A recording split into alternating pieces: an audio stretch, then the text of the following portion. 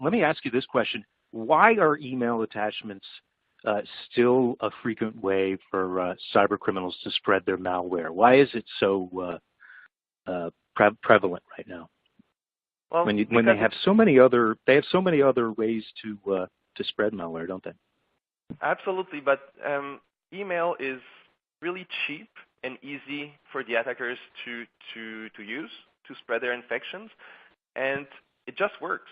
I mean, it just takes just a little bit of social engineering to get the recipients to open up the email, open a malicious attachment. It can be an executable file, infected Office documents. And what you mentioned before is spot on. The ransomware are heavily being spread that way because it's a mass primeware operation targeting anyone from the tech-savvy user to my own grandmother who receives such emails every day now. And it works. It works really, really well. And it's not only used for massive attacks like this. It's also very used for targeted attacks. Even organizations with with the proper security personnel, trained users are still being targeted by this method. We've seen a few weeks ago the ESET group, which is a group that focuses on targeted attacks, use exactly that, spear phishing emails with a malicious Word document inside. And everything looks extremely legit, but the Word document was booby-trapped with two different exploits that were able to trigger the infection on the recipient side. Wow. Yeah, fascinating stuff. And the one thing that we do hear about is that these web-borne attacks are still taking place, even though the vast majority seem to be coming from email.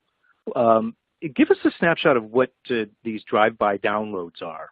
Are they still taking place? Is it something that, as a person in charge of security at a mid-market organization, has to worry about? Haven't the browser makers gotten better at helping defend against some of these drive-by downloads and other kind of threats that come through the end user's browser? Well, we've seen a strong decline in these web-borne attacks. More precisely, the use of exploit kits by the attackers. We've seen actually a reverse trend. So as the drive-bys or the exploit kits went down, the email attacks went up. It's some sort of balance. But these kind of attacks are still really effective. And it's definitely something that organizations should take notice and take measures to protect their business from. Stephen mentioned before that there's a market for stolen credentials, and this is I'll let you keep on with the questions. I think I'm running ahead of you.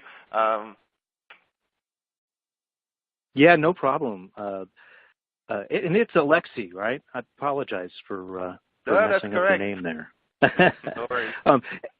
Yeah, well, the one thing that I think of is, if I'm applying web filtering, for example, to prevent my end users from visiting unauthorized websites, wouldn't I be reducing the risks significantly that they wouldn't come across web-borne attacks? Or is that not the case, just frequenting unauthorized websites? It's definitely a useful and necessary step, but that's not enough. So what I meant to say before is, Stephen mentioned there's a market for stolen credentials of all kinds, and there is a market for compromised websites. So there's a way to purchase admin credentials to legitimate websites, and how the attackers use that is they will infect the website and redirect visitors to some malicious content. And we've seen very, very high-profile websites, for example, major embassies or union organizations, or even a political party website who was compromised and used for an attack campaign against users that would potentially visit on their own will these websites. Fascinating. And here's the result of the poll question we just asked. We asked, what are the most common sources of malware infections in your business? And by a wide margin, email was a significant attack vector, followed by web. No surprises there, huh, Alexei? Absolutely, that was expected. And Stephen, bringing you back, is there any surprises here? Email being that main attack vector and web following up? No. I think this.